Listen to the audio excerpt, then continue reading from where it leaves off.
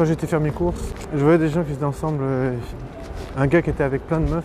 Je me suis imaginé à sa place, je me suis dit putain, il a trop la chance. Ça c'est la vraie vie, tu vois. Parce qu'il se bagarrait un peu, il faisait genre des trucs flirty, un peu, il se poussait et tout. Je veux pas vivre autrement qu'avoir des meufs, tu vois.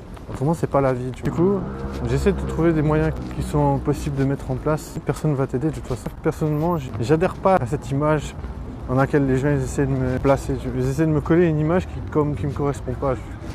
Moi je me dis frère, faire des rencontres c'est normal, tu vois.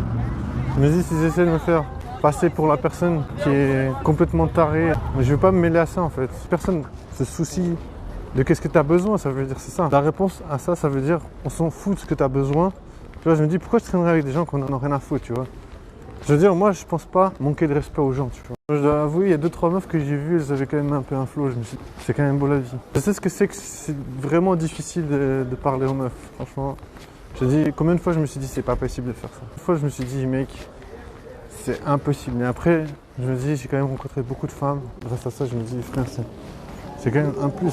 Je veux dire, si tu sais faire ça, ça veut dire que t'as pas besoin de te faire chier dans des clubs de merde. T'as pas besoin d'aller sur Tinder à la con et de te faire bannir. Ça donne un peu de liberté. Mais en plus, je veux dire, tu croises vraiment beaucoup plus de belles meufs dans la réalité que sur des applications. Et il y a plein de meufs qui vont pas sur des applications. Il y a une meuf aujourd'hui que j'ai croisée encore, elle n'arrête pas de me calculer d'une manière, mec, elle me casse les couilles cette meuf. J'étais en train de discuter avec une meuf à l'époque, et d'un coup il y a une autre meuf qui vient, puis elle dit ouais viens avec moi, non non non. Moi j'étais dans le mode qu'est-ce qui se passe et tout, j'essaie de savoir qu'est-ce qui se passait. L'autre elle a pété un câble. Et du coup, il y a cette meuf qui est arrivée qui a dit « Ouais, c'est bon, calmez-vous. » Depuis ce jour-là, mec, j'arrête pas de croiser cette meuf partout. Quand elle est en vélo, elle me regarde, elle n'arrête pas de me calculer tout le temps, elle me casse les couilles. Aujourd'hui, je la vois avec un PD. Je sais que ce gars, il est PD parce qu'il y avait son copain qui avait essayé de me draguer à l'époque. Elle me casse les couilles, cette meuf, frère. Au moment là, je suis dans genre pire journée de la semaine. La journée de merde. J'ai croisé genre 36 PD sur la route. Et un gars, il attend toujours à la gare, il m'attend toujours. Je sais pas, ça a l'air d'être un full PD ce gars. Bref, ma vie c'est ça, tu vois. Ils ont réussi à détruire ma vie, à me faire passer pour un PD. Parce que j'ai pas envie de baiser avec des grosses moches. Plein de meufs assez moches qui me draguent assez souvent. Mais je me dis, je vais pas tremper ma bite là-dedans. Apparemment, ils sont pas d'accord, tu vois. Ils se disent, ah, il veut pas baiser ces grosses merde. Ben c'est un PD, tu vois. J'ai rien à dire parce qu'ils ont le droit de faire ça, tu vois. Ils ont réussi à niquer ma vie. Tant mieux pour eux. J'espère qu'ils sont contents parce qu'ils ont réussi leur travail. Après, ils ont un avantage super puissant, tu vois. Moi, j'ai jamais été vraiment très doué au niveau social, donc ils peuvent me manipuler facilement en me faisant passer pour le méchant ou le gars qui est dangereux. Je sais pas combien de fois ils m'ont fait ça, en fait. Je me souviens, par exemple, d'une anecdote.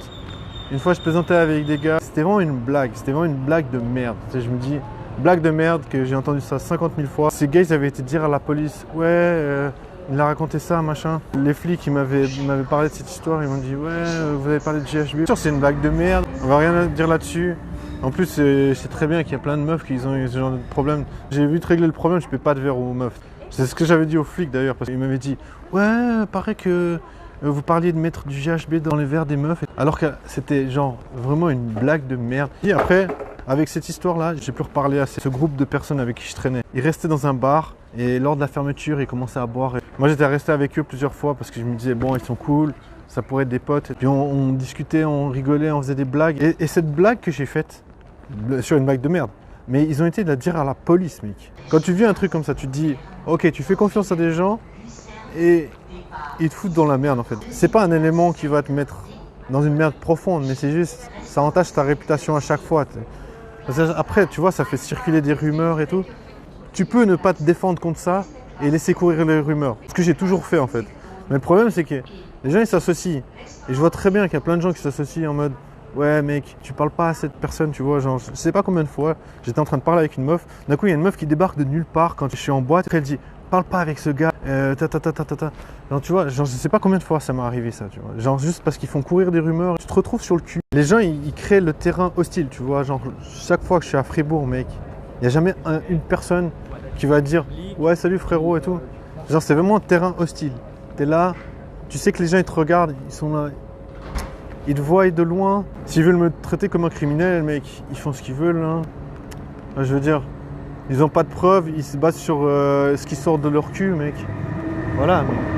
je peux rien faire. J'aimerais vraiment essayer de relater un peu l'expérience. Comment ils peuvent endommager ta vie en fait. Comment ils peuvent rendre ta vie très difficile en fait. Parce que déjà, ça entache ta réputation. Mais ça entache aussi ton entrain, ta joie de vivre. Ce que je veux dire, tu vois, chaque fois que je traverse cette putain de ville, j'ai toujours 15 gars qui sont en train de regarder au loin. T'es en mode, qu'est-ce